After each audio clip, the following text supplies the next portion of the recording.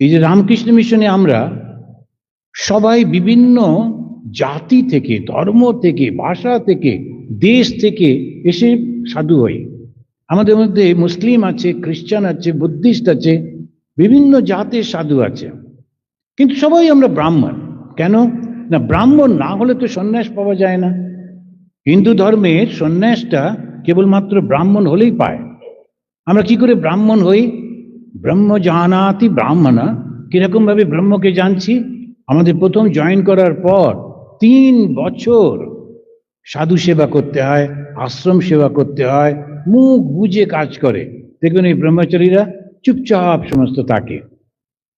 আমাদের আত্মস্থানন্দজির কথা বলছিলেন না, বিবাহাত্মানন্দজি, তো উনি তখন আত্মস্থানন্দজি আমাদের টাইগার স্বামী বলা হতো। সবসময় একদম খুব অ্যাসিস্ট্যান্ট জেনারেল সেক্রেটারি ছিলেন, আমরা খুব ভয় টয় পেতাম।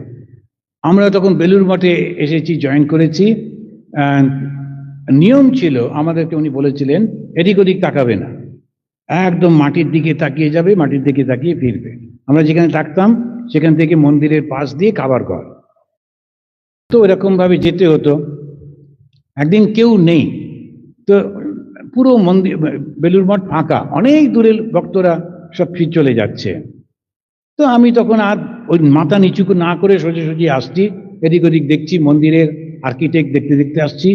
উনি অফিস থেকে নজর করেছেন, আর যে ঢুকেছি তখন বলছেন আজকে রাত্রিরে তুমি আমার ঘরে এসো। তো রাত্রিতে ঘরেতে ডাকতেন, তখন বলছেন এদিক ওদিক তাকাতে তাকাতে আসছিলে কেন? খুব দুনিয়া দেখার শখ হয়েছে? দুনিয়াতে কোথায়, এখন শুধু জঙ্গল। ওখানে তখন বেলুর মাঠে পুরোটা মাঠ, পুরোটাই তো মাঠ, কোথায়? খবরদার করবে না। এই হচ্ছে এমন ভাবে ট্রেনিংটা দিতেন যে না, একেবারে আমরা যখন পরিবেশন করছি, তা একজন মহারাজ বলছেন এই কাপড়টা মাটিতে লুটোচ্ছে, কত সাবান লাগবে এটা পরিষ্কার করতে, বলো দেখি, একটু তুলে পড়ো। আচ্ছা, একটু তুলে পড়লাম। পরের জন বসে বসে শুনছে যে কি আলোচনা হলো। তারপরে যেই ওর কাছে গেলাম, এই বিচ্ছিরি পা দুটো দেখাচ্ছে, না বাবু কাপড়টা।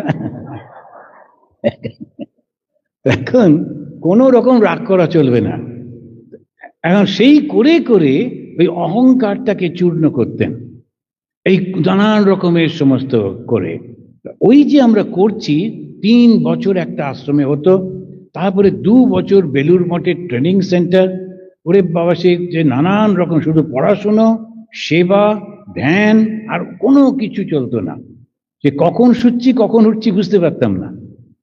এইরকম ভাবে জীবন কাটিয়ে তারপরে নানান রকমের শাস্ত্র পাঠ করে আরো 4টে বছর কাটিয়ে যখন সবার কাছ থেকে ভালো ছেলে বলে সার্টিফিকেট পাওয়া গেল, তখন এই গেরুয়াটা পাওয়া গেল। তো সন্ন্যাস পাবার আগে ওরা একেবারে ব্রাহ্মণ করে তারপরে সন্ন্যাসটা দেয়। 10 বছর। তো ওরকম অত সোজা জিনিস না।